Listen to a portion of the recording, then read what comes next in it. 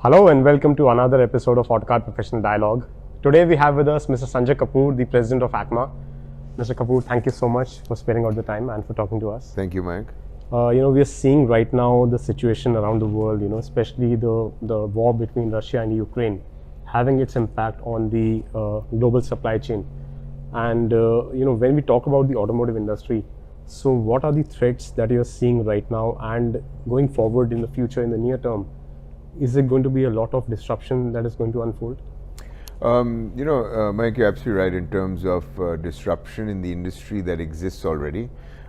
Disruption exists in different forms in terms of technology, in the forms of production, in the forms of production cycles, the flexibility that's required today to cater to the different kind of demands that we have in the industry. The conflict is definitely a situation which is of concern from a supply side. We've seen a lot of neon gas is made in Ukraine, palladium and nickel out of Russia. So the raw material prices could see an escalation. We could see some shortages in terms of supply for supply chain. Currently, I'm given to understand that the neon gas requirement that the semiconductor uses is already in place at this point in time. However, if that were to run out, we could see some disruption in supply chain. The fortunate thing is that we've got strong demand. And I'm saying this not just from India, but across the globe, we've got strong demand. So the opportunity for the domestic as well as the export, as far opportunities for the component industry exist. We're really now facing supply chain challenges. And, we're an industry that's very resilient. We've overcome challenges before, and I'm certain that we'll be able to overcome these challenges. You mentioned about neon, being a supply constraint at this point in time, but there's also concern about these precious metals coming from Russia. We are seeing concerns regarding nickel, palladium, and platinum, which are like key materials going into both EVs. If you talk about nickel, it goes into these lithium-ion batteries, and then if you talk about platinum, palladium, they're going into the catcons of the ICE cars. So is there a disruption already in that space, and are companies or are tier 3, tier 4 vendors already looking at alternate sources? So currently we haven't seen any major disruption, and therefore we haven't seen any major schedule changes, and I'm talking about out of the ordinary schedule changes. So we are, it's a wait and watch situation. I'm not an expert on terms of conflicts and geopolitical movements and how this will impact the near to long term geopolitical situation. However, we're hopeful that this conflict is resolved sooner than later, and we can go back to normal, because again, like I said, what's phenomenal is the demand. Right. Today we're not worried about demand creation, we're more worried about supply. And it's a good problem to have, because the demand exists.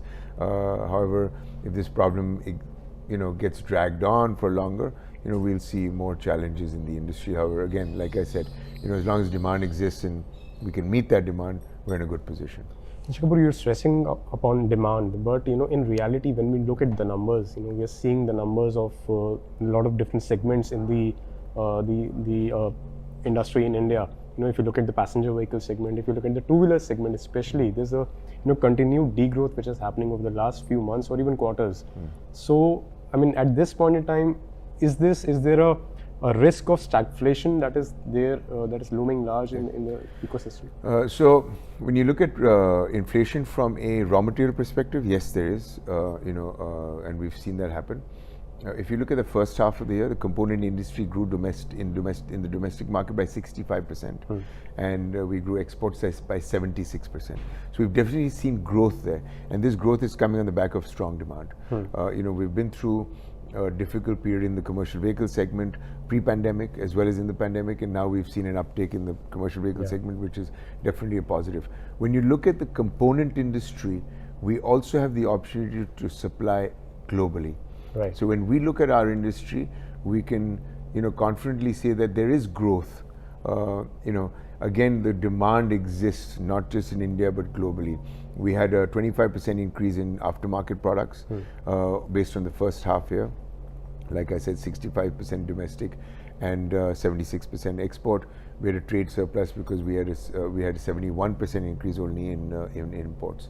So again, I'm not so concerned about the demand side of things. Whilst we may have questions in terms of what the real demand is because supply doesn't exist. We from what we're seeing, across the globe is that the demand is there. It just happens to we have supply challenges that we need to overcome. Right. And you mentioned about that we've also grown our exports. The component industry has grown the exports in the recent past. From the government's point of view, we are seeing this PLI scheme being rolled out, and just a few days back, the government has actually announced the name of the players who have been given the approval for getting these incentives. So, if you look at the scheme in particular, is this a direction or a hint from the government side for the industry to develop products which are successful or which are targeted towards the local market in India, or is it like a hint to develop products which can go global as well? So the PLI scheme was announced yesterday.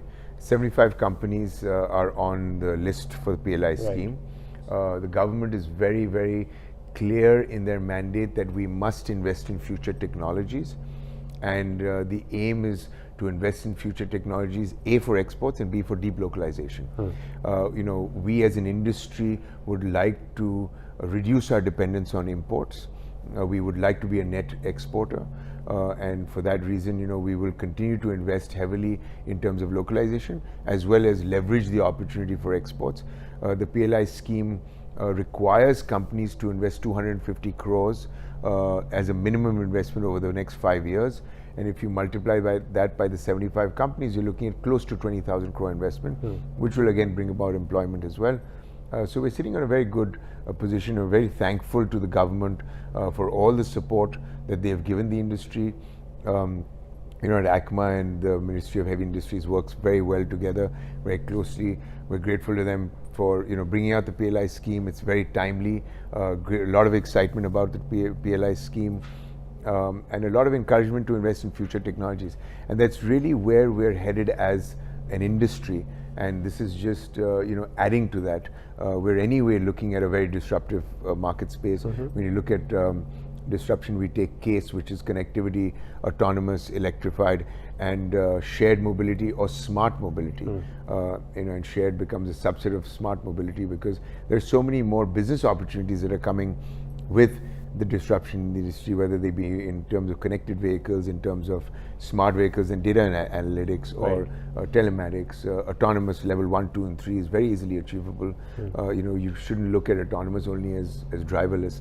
That's level 5, but other levels of autonomous are achievable. And I think with all the encouragement for us to look at future technologies, this also doesn't limit us just to electric vehicles, but just investing in technologies. And that's really a great driver for growth within our industry and puts us in a very strong position. So then, are you optimistic about Indian component manufacturers eyeing that global scale over the next few years? And if so, then what is going to be their approach towards it? Because for a lot of time, for so long, most of the players, they have gone through the JV route, or maybe technical collaborations with players who are established overseas. So going forward, do you see that continuing, or do you see that companies who are like indigenous companies going forward and developing these new technologies? So I feel that I am very optimistic about the industry and about what comes next in terms of all the investments we're putting towards future technology. You're absolutely right in terms of we started our lives with joint ventures. A lot of companies have adopted and adapted technology from the joint ventures and licensing agreements. And those companies will only invest more, I hope, in terms of technologies and build their own technologies in India. We've moved from a build to print to design, right from black box, and we're designing for global companies in India. So the component industry is very mature and is headed in that direction. So I feel more companies with this encouragement by the government, with the benefits of the PLI scheme, etc., will start investing in technology, homegrown technology, and if not licensed technology. The opportunity to bring in technology and joint ventures now lies in the tier 2 and tier 3 space, because they're also going to have to ramp up, because at the end of the day, the industry is extremely complex, and we need to grow with our tier 2 and tier 3 suppliers. So, we're hoping for more technology or increase in investment in technology as well as capital expenditure along with that. So does that capex go towards more R&D, more indigenous R&D as well, and also towards automation? Because right now, it's if you want to target the global market, I think is that also a prerequisite for that? So there are multiple aspects here. One is automation, then you've got sustainability. Right. We've got a great push from the Prime Minister at the COP26 summit in Glasgow, talking about a five-prong approach towards sustainability. Today, investors and banks, everything look at companies from an ESG perspective. So I feel we're headed in that direction. There's going to be a lot of automation, Industry 4.0 implementation. We've already doing it. We've been doing it for years in terms of Kaizens, which is continuous improvement, and just digitizing all that makes it smart. And with the advent of what happened in the pandemic, where we so quickly digitized, I feel this will only increase, and companies are going to invest more in smart manufacturing, if you want to call it, and across the supply chain, not just in the tier 1 space. So there's going to be capital expenditure in terms of R&D. There's also going to be capital expenditure in terms of capacity enhancement. We've seen the commercial vehicle space come back, and we're going to have to put up capacity for increased numbers. So it's going to be a mix of both, and hopefully we'll see great growth as long as we don't see supply chain challenges. Right.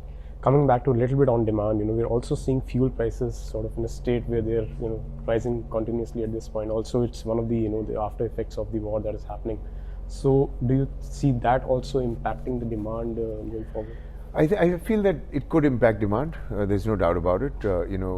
Let's see how this plays out. Let's see. We're hearing all kinds of different conversations about buying oil from Russia and etc. So let's see how this plays out, and let's see what happens with fuel prices as we go forward, and then we'll be able to judge the situation in a more informed manner.